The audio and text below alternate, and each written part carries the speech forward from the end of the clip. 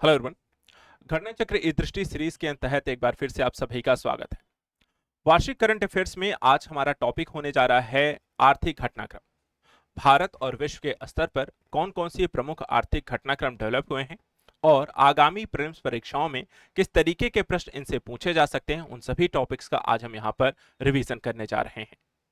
ऐसे अभ्यर्थी जो कि इस वीडियो को यहाँ पर अगर पहली बार देख रहे हैं तो इसकी दो वीडियो यहाँ पर इस सीरीज के अंतर्गत आ चुकी हैं, राष्ट्रीय घटनाक्रम और अंतर्राष्ट्रीय घटनाक्रम। उन दोनों ही वीडियो को आप यहाँ पर चैनल पर विजिट करके आप वीडियो और प्लेलिस्ट में यहाँ पर जाकर देख सकते हैं। हम यहाँ पर इस सीरीज के माध्यम से सभी इंपॉर्टेंट सेगमेंट्स को एक एक करके रिवीजन कर रहे हैं और इसी कड़ी में यह हमारा आज का तीसरा वीडियो है जिसमें हम डिस्कस करने जा रहे हैं सभी आर्थिक घटनाक्रम के बारे में। तो वीडियो को हो सके पसंद आए तो ज़्यादा से ज़्यादा शेयर भी करें लोगों के साथ, सभी अभ्यर्थियों के साथ जो भी यहाँ पर आगामी यहाँ पे परीक्षाओं के प्रीलिम्स की रिवीजन कर रहे हैं, तो उनके पास भी इसे शेयर करें ताकि उनकी भी हेल्प हो सके। और साथ साथ यहाँ पर लगातार चैनल को सब्सक्राइब करके रखें ताकि जैसे ही वीडियो यहाँ पर आता है वो आपको जरूर इसका लिंक मिल जाए। चलिए स्टार्ट करते हैं। आर्थिक घटनाक्रम में पहला यहाँ पे देखिए क्वेश्चन है कि जाति डाटा संग्रह के साथ जनसंख्या 2027 कितने चरणों में यहां पर होगी। तो जैसा कि सरकार के द्वारा बताया गया है कि जो जाति जनगणना होती है या हमारी जो जनसंख्या की जनगणना होनी है ये दो चरणों में आपको होनी है। 2026 2027 में 2026 में देखा है तो कुछ जिलों में कुछ राज्यों में यहाँ पर होगी और बाकी यहाँ पर पूरे भारत में देखा है तो 2027 में होनी है। तो दो चरणों में ये संपन्न की जाएगी। भारत के अधिकांश हिस्से के लिए जो संदर्भ तिथि है या जनगणना जो होनी है वो कब से शुरू होगी, तो 1 मार्च 2027 से देखा जाए तो अधिकांश आपको कह सकते हैं कि यहाँ पे जनगणना होनी है वो 1 मार्च 2027 होगी। लेकिन कुछ जैसे कि पहाड़ी जो राज्य हैं वहां पर अगर हम देखें तो ये अक्टूबर 2026 में होगी। तो केंद्र शासित प्रदेश शामिल लद्दाख है, जम्मू कश्मीर है, हिमाचल प्रदेश है और उत्तराखंड। तो बर्फीले क्षेत्र होने के कारण इनको इन यानी कि कह सकते हैं इन राज्यों के साथ प्रदेशों में जो आपको जनगणना होनी है वो कब होगी, अक्टूबर 2026 में। तो ये दो यहाँ पर चरणों में होने जा रही है, इस चीज को यहाँ पर ध्यान रखेंगे। अगला है किस भारतीय ई कॉमर्स कंपनी को आरबीआई से गैर बैंकिंग वित्त कंपनी यानी कि एनबीएफसी लाइसेंस प्राप्त हुआ है, जिससे वह यह लाइसेंस प्राप्त करने वाली पहली भारतीय ई कॉमर्स कंपनी बन गई है। तो फ्लिपकार्ट जो है अब एनबीएफसी के रूप में भी यहां पर कार्य कर सकेगी। तो इसको यहां पर ध्यान रखिएगा। और साथ ही पहली भारतीय ई कॉमर्स कंपनी के रूप में भी क्वेश्चन हो सकता है कि कौन सी पहली भारतीय ई कॉमर्स कंपनी है जिसे एनबीएफसी का यहां पर आपको लाइसेंस प्राप्त हुआ है, तो उसका भी आंसर आपका फ्लिपकार्ट होगा। चलिए आगे बढ़ते हैं। नवीनतम मौद्रिक नीति के अनुसार रेपो दर में कितने आधार अंकों की कमी की गई है, तो 50 आधार अंक यहां पर आप देख सकते हैं। नई रेपो रेट जो हो गई वो कितनी हो गई है, 5.5% हो गई है। देखिए यहां पे इकोनॉमी में ये एक ऐसा टॉपिक है जो लगातार अपडेट होता है, हर 3 महीने हर 2 महीने में अपडेट हो जाता है और एग्जाम में मल्टीपल टाइम ये पूछा भी गया है। रेपो रेट क्या है, रिवर्स रेपो रेट क्या है, बैंक रेट क्या होती है, एमएसएफ क्या है, एलएसएफ क्या है। तो यहाँ पर इन सारे क्वेश्चंस को यहाँ पर आप रिवीजन करके जाए, इनकी थ्योरी भी पढ़कर जाएं, इनमें डिफरेंसेस क्या होते हैं वो भी पढ़ के जाओ, साथ ही साथ जो नया यहाँ पे अपडेट आते हैं इसको जरूर देखकर जाएं। अगला यहां पर आता है संशोधित स्थायी जमा सुविधा जिसे हम कहते हैं एसडीएफ शॉर्ट फॉर्म में। तो एसडीएफ की दर क्या रही है, तो यहां पे देखिए 5.25% है। अब यहां पे देखिए रेपो रेट से आपको क्वेश्चन हो सकता है कि एसडीएफ जो रेट होती है वो रेपो रेट से ज्यादा होती है कि कम होती है, तो यहां पे ध्यान रखिए कम होती है, ठीक है। तो 0.25% यहां पर एसडीएफ जो है वो रेपो रेट से आपका कम है। इसके बाद देखा जाए तो वित्त वर्ष आपका देखा जाए तो 2024-25 में 25-26 के लिए जो जीडीपी की वृद्धि का अनुमान है वित्त वर्ष 25 के लिए वो कितना है, तो 6.5% है, जो भारत की ग्रॉस डोमेस्टिक प्रोडक्ट हो यहां पर होगी। इसके बाद क्रिसिल ने वित्त वर्ष 2026 के लिए भारत की जीडीपी वृद्धि दर कितनी अनुमानित की है, तो क्रिसिल के द्वारा भी देखा जाए तो 6.5% है। अगले यहां पे देखिए वित्त वर्ष 2024-25 के लिए भारत में कुल एफडीआई प्रवाह कितना था, तो यहां पे देखिए मई 2025 तक का ये डेटा है जिसमें 81.04 बिलियन अमेरिकी डॉलर का यहां पर भारत में अगर हम देखें तो आपको एफडीआई आया है। और ये लगातार हम देखें तो भारत को विश्व के सबसे ज्यादा एफडीआई प्राप्त करने वाला यहां पर देशों में से एक रहा है पिछले कई सालों में। और इसमें लेकर कभी कभी ऊपर नीचे भी आपको देखने को मिलता है। तो पिछले वित्त वर्ष 2024-25 का जो लास्ट डेटा है वो यहाँ पे ध्यान रखें। नेक्स्ट आता है किस राज्य को सर्वाधिक एफडीआई इक्विटी प्रवाह यहां पे प्राप्त हुआ है, तो राज्य है महाराष्ट्र, जो कि भारत का टोटल 39% यहां पे एफडीआई इन्हें मिला है। एफडीआई प्रवाह महाराष्ट्र के बाद जो अगले दो राज्य हैं इसमें कर्नाटका है 13% और दिल्ली है 12%। तो महाराष्ट्र और दूसरे नंबर कर्नाटका के बीच आप देखते हैं कितना बड़ा डिफरेंस है, 39 से सीधा यहाँ पे 13, लगभग 3 गुना ज्यादा आपको कर्नाटका से महाराष्ट्र में एफडीआई मिली है। न्यू डेवलपमेंट बैंक एनडीपी के नए सदस्य के रूप में किस देश को शामिल किया गया है? तो एनडीपी का जो नया सदस्य यहाँ पे बन गया है वो है अल्जीरिया। एक क्वेश्चन ये भी है कि अल्जीरिया यहाँ पर किस महाद्वीप के अंतर्गत आता है, किस महाद्वीप का देश है? तो ये भी क्वेश्चन के रूप में इसका कमेंट करके आप बता सकते हैं। अगला है भारत का वित्तीय वर्ष 2025-26 के लिए खाद्यान्न उत्पादन जो लक्ष्य है वो कितना है? तो 354.64 मिलियन टन है खाद्यान्न उत्पादन का लक्ष्य। वित्तीय वर्ष 2024-25 के लिए जो लक्ष्य रखा गया था यहां पर कितना था? 341.55 मिलियन टन रहा। आगे बढ़ते हैं।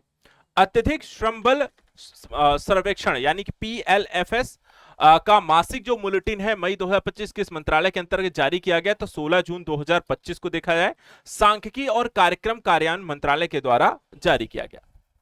नेक्स्ट है, इसके अनुसार मई 2025 में 15 वर्ष या अधिक उम्र के संदर्भ में श्रमबल भागीदारी जो दर है वो 54.8% है। कितनी है? 55.4%। ग्रामीण क्षेत्रों में श्रमबल भागीदारी कितनी है? तो ग्रामीण क्षेत्रों में 56.9% है। यहां पर 15 वर्ष से अधिक उम्र के श्रमबल भागीदारी 54.8% है। इसी तरह मई 2025 में राष्ट्रीय स्तर पर श्रमिक जनसंख्या अनुपात कितना है? तो 15 वर्ष से अधिक उम्र के लोगों को मिलाकर के देखा जाए तो यह है 51.7%। इसके बाद आता है मई 2025 में राष्ट्रीय बेरोजगारी दर 15 वर्ष और अधिक उम्र के संदर्भ में कितनी है? तो बेरोजगारी दर लगातार भारत में बढ़ती जा रही है और यह अब पहुंच चुकी है 5.6% तक।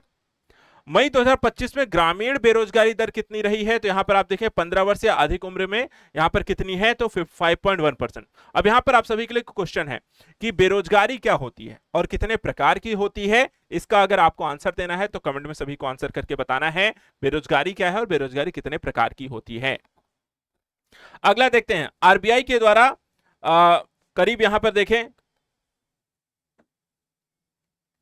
1,72,80,000 करोड़ रुपए का जुर्माना किस बैंक पर यहां पर नियामक दिशा निर्देशों के उल्लंघन के दृष्टिकोण से लगाया गया? तो भारतीय स्टेट बैंक यानी कि एसबीआई पर यह जुर्माना लगाया गया है। वर्ष 2025 की मानव विकास रिपोर्ट में भारत का स्थान कौन सा आया है? 130वां। ध्यान रखिएगा, मानव विकास रिपोर्ट में भारत का स्थान आया है 135वां। एशियाई विकास बैंक की 58वीं वार्षिक बैठक कहां आयोजित हुई है? तो मिलान, जो कि कहां पड़ता है? इटली में। तो इटली की यहां पर राजधानी क्या है ये भी आप बता सकते हैं। इटली में यहां पर देखा कौन सा हुआ? एशियाई विकास बैंक की 58वीं वार्षिक बैठक। इसके बाद है 58वीं एडीबी की थीम क्या थी? तो शेयरिंग एक्सपीरियंस बिल्डिंग टुमारो। और India poverty and equity brief April 2025 किसने जारी की? तो यहां पर देखा जाए तो जारी की गई है विश्व बैंक के द्वारा। कौन सा? India poverty and equity brief यहां पर जो रिपोर्ट आई है विश्व बैंक के द्वारा जारी की गई है। चलिए आगे देखते हैं।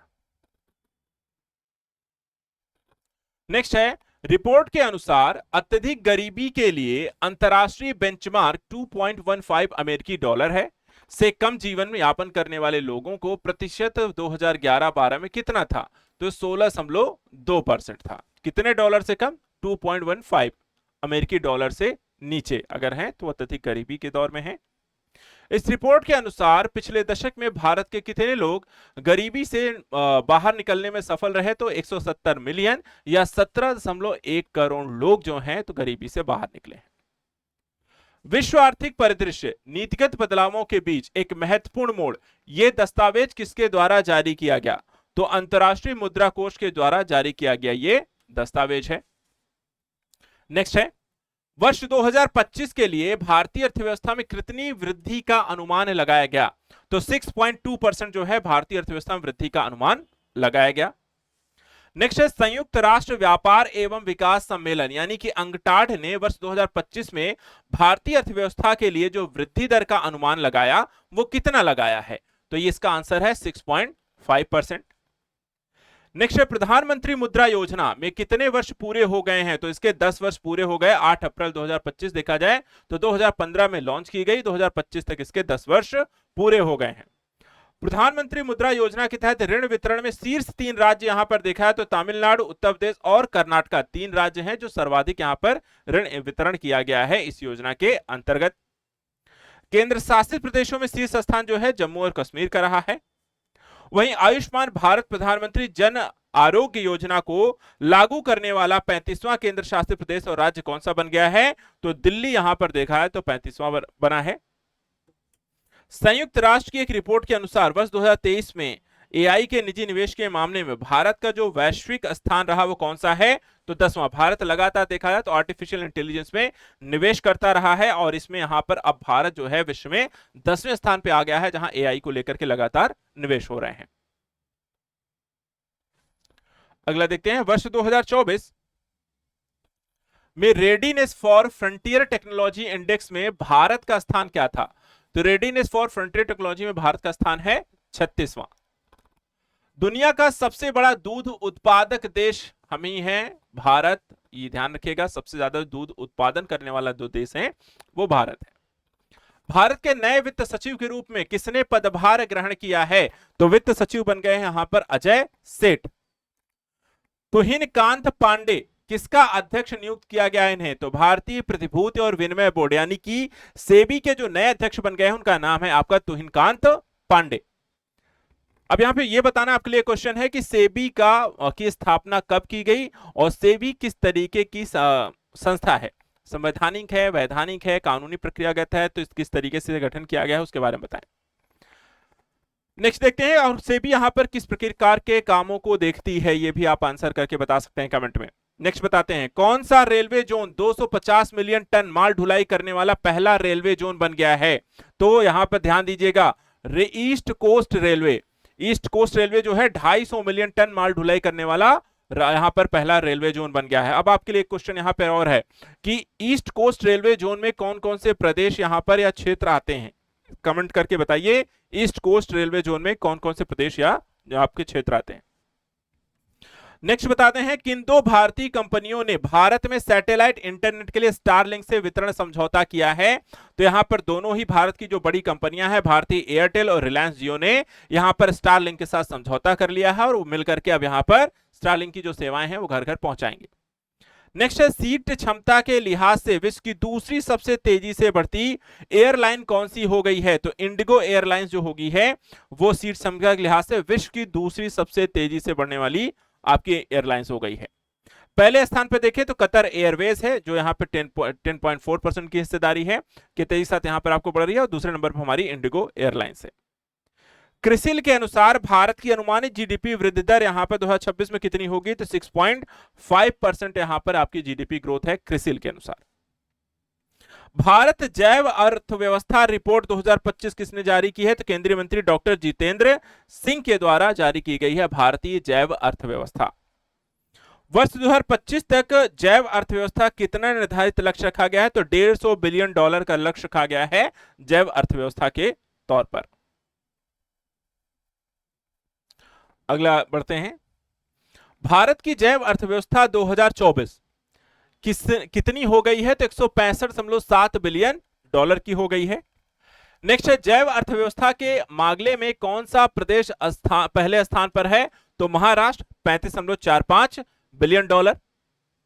वर्ष 2024 में भारत की जैव अर्थव्यवस्था में उत्तर प्रदेश में कितना योगदान था तो यहां पे देखिए $7.7 बिलियन का स्थान है और इनका टोटल अगर स्थान हम देखें भारत में तो 7वां स्थान है। भारत की पहली स्वदेशी एंटीबायोटिक का नाम क्या है नफिथ्रोमाइसिन। नफिथ्रोमाइसिन जो है भारत की पहली स्वदेशी एंटीबायोटिक बन चुकी है। नेक्स्ट ध्यान देते हैं, S&P ग्लोबल द्वारा जारी सस्टेनेबिलिटी ईयरबुक रैंकिंग 2025 में शामिल होने वाला एकमात्र भारतीय बैंक कौन सा है तो यस बैंक है जो इसमें शामिल है।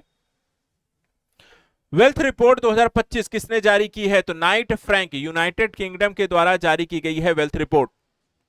वेल्थ रिपोर्ट 2025 के अनुसार दुनिया में सबसे ज्यादा हाई नेटवर्थ लोगों के मामले में भारत का स्थान कौन सा है तो चौथा। भारत में सबसे ज्यादा हाई नेटवर्थ वाले लोग यहां पर देखा जाए तो विश्व में चौथे नंबर पे हैं। पहले 3 स्थानों पे संयुक्त राज्य अमेरिका, चीन और जापान आते हैं जिसमें से अगर हम देखें तो 3 एशियन ही कंट्री हैं। ग्लोबल इन्वेस्टर समिट 2025 कहां आयोजित हुई? तो भोपाल मध्य प्रदेश में यहां पर इसका आयोजन हुआ 24-25 फरवरी 2025 में। डिजिटल पायलट लाइसेंस पेश करने वाला दूसरा देश यहां पर कौन बन गया है? तो 20 फरवरी 2025 को भारत बन गया है इसका दूसरा देश जो डिजिटल पायलट लाइसेंस प्रोवाइड कराएगा। और पहला जो देश यहां पर बन चुका है वो आपको देखा है तो चाइना है।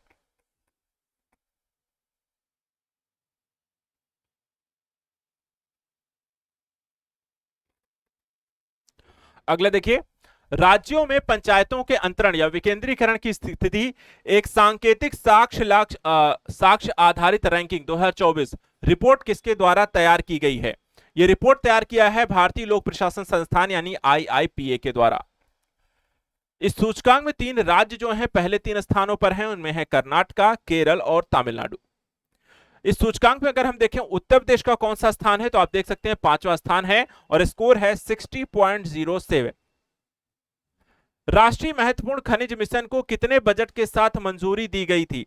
तो यहां पर आप देखें 34,300 करोड़ रुपए के साथ राष्ट्रीय महत्वपूर्ण खनिज मिशन को मंजूरी दी गई है, जो रेयर अर्थ मटेरियल्स को लेकर के भारत सरकार के द्वारा चीन के द्वारा रोके जाने के बाद लगातार इस पर और भी ज्यादा तेजी से काम किया जा रहा है। वित्तीय स्वास्थ्य सूचकांक 2025 जारी किया गया किसके द्वारा? नीति आयोग के द्वारा। इस सूचकांक में सबसे उच्चतम समग्र सूचकांक स्कोर वाला राज्य अगर हम देखें तो उड़ीसा बन गया है 67.8 अंकों के साथ। इस सूचकांक सबसे खराब प्रदर्शन करने वाला जो राज्य है वो है पंजाब 10.7 के साथ।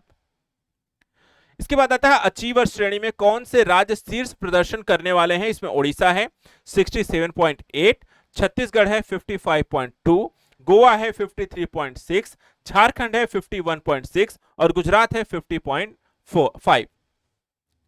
फ्रंट रनर श्रेणी में कौन सा राज्य यहां पर आया है? तो महाराष्ट्र है 50.3, उत्तर प्रदेश है 45.9, तेलंगाना है 43.6, मध्य प्रदेश है 42.2 और कर्नाटका है 40.8। मूल्यवान ब्रांडों की ग्लोबल 500 रैंकिंग 2025 में किस कंपनी को शीर्ष स्थान यहां पे प्राप्त हुआ? तो एप्पल देखा जाए तो विश्व की सबसे मूल्यवान कंपनी बनी हुई है। इसके बाद टाटा समूह को रैंकिंग में कौन सा स्थान मिला है? तो 60वां और भारतीय ब्रांड के रूप में देखा जाए तो टाटा को पहला स्थान मिला है। सबसे मूल्यवान ब्रांडों में विश्व में भारत का पहला जो है वो है टाटा। वैश्विक रैंकिंग में उसके स्थान है 60। विश्व में पहले नंबर पे कौन से हैं? तो वो है एप्पल। अगला देखिए, QS world future skills index 2025 में भारत को कौन सा स्थान दिया गया है? तो यहां पर देखें तो 25वां स्थान भारत को मिला है। भारत का पहला बायो बिटुमेन आधारित राष्ट्रीय राजमार्ग का उद्घाटन कहां हुआ है? तो नागपुर मानसर बाईपास राष्ट्रीय राजमार्ग संख्या 44। इसके बाद आता है कि बायो बिटुमेन बनाने के लिए किस फसल का अवशेष उपयोग किया जाता है? तो फसल का नाम है लिग्निन। अगला, भारत का पहला सस्टेनेबिलिटी लिंक्ड बॉन्ड किसने जारी किया था? तो एनडीआर इनविट के द्वारा। ब्लूमबर्ग बिलियनियर्स इंडेक्स के अनुसार 500 बिलियन डॉलर की संपत्ति तक पहुंचने वाला पहला व्यक्ति यहां पर कौन बना है? तो एलन मस्क बन गए हैं, जिनके पास 500 बिलियन डॉलर की संपत्ति बनी रही। ब्लूमबर्ग की वार्षिक सूची में विश्व का सबसे अमीर परिवार कौन सा है? तो वोल्टन परिवार है, यूएसए का। अपनी खरीद प्रक्रिया को पूरी तरह सरकारी ई मार्केट प्लेस से जोड़ने वाला भारत का पहला राज्य बन गया है दिसंबर 2024 में उत्तर प्रदेश जो है ई मार्केट प्लेस ई-नैम के माध्यम से सारी खरीदारी यहां पर आपको मार्केट प्लेस के तहत यहां पर प्रदेश कर रहा है। एक लोक स्तर पर देखा जाए तो पारदर्शिता बढ़ाने को लेकर के किया गया बेहतरीन प्रयास। बुनियादी पशुपालन सांख्यिकी 2024 किसके द्वारा जारी की गई है? पशुपालन एवं डेयरी विभाग के द्वारा। भारत में वर्ष 2023-24 में कुल दूध उत्पादन का अनुमान कितना है? 239.30 मिलियन टन रहेगा। इसके बाद वर्ष 2023-24 में भारत का सबसे बड़ा दूध उत्पादक जो राज्य है वो उत्तर प्रदेश होगा, जिनकी टोटल हिस्सेदारी करीब 16.21 है।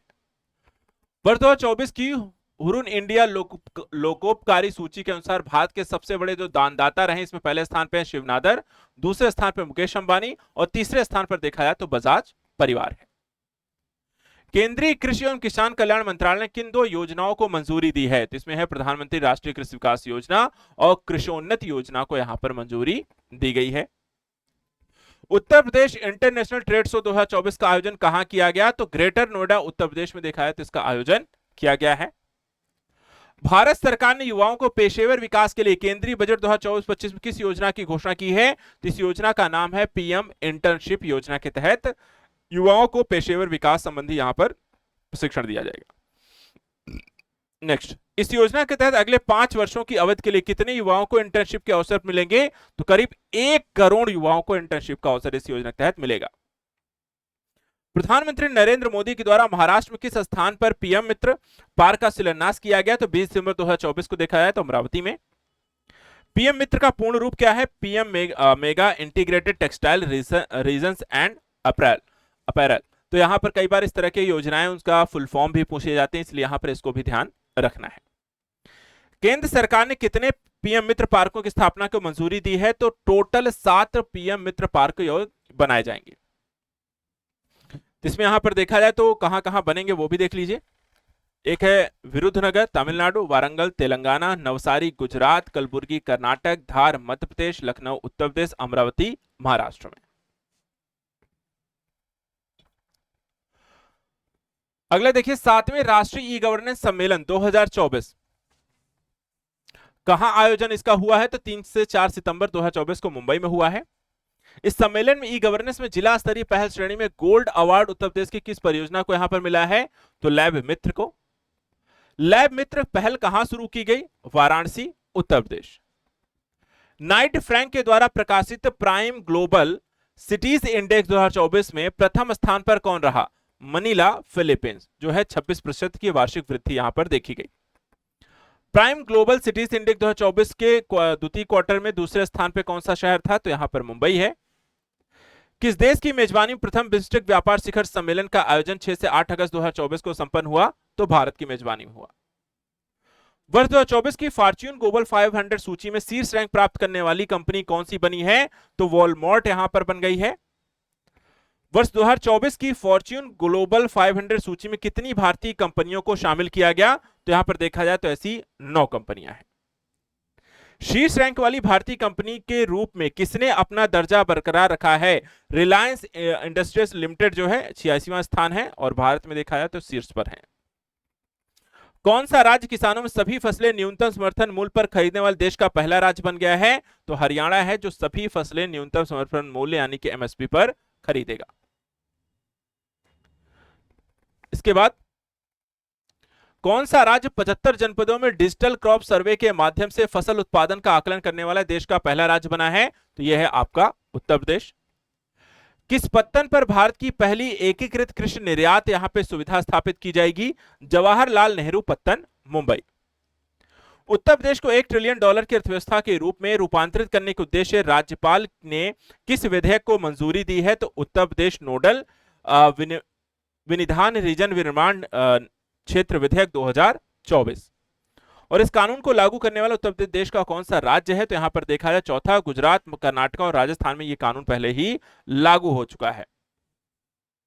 तो इस तरीके से आर्थिक घटनाक्रमों को आज हमने यहां पर विश्लेषण कर लिया। बजट का सेगमेंट ऑलरेडी यहां पर पढ़ाया गया है, तो आप यूपीपीएससी आरओ की यहां पर आप करंट अफेयर रिवीजन की प्लेलिस्ट में आप जाएंगे तो वहां पर आपको बजट की भी वीडियो मिल जाएगी। और इकोनॉमी का यहां पे जो घटनाक्रम हमने पढ़ लिया है, तो सेंट्रल और यूपी का बजट भी पढ़ लेना है, सर्वे पढ़ लेना है, साथ ही साथ यहाँ पे जो भी ये इकोनॉमी का इतना सेगमेंट आप पढ़ लेंगे तो आपका काफी कुछ यहाँ पर करंट का जो इकोनॉमिक पोर्शन है वो भी इसके साथ कंप्लीट हो जाएगा। नेक्स्ट यहाँ पर देखा जाए तो विज्ञान और प्रौद्योगिकी से संबंधित यहाँ पर टॉपिक्स को लेकर के नेक्स्ट वीडियो में इसका एनालिसिस करेंगे, रिवीजन करेंगे। फिलहाल आज के लिए इतना ही। Thank you so much and good luck.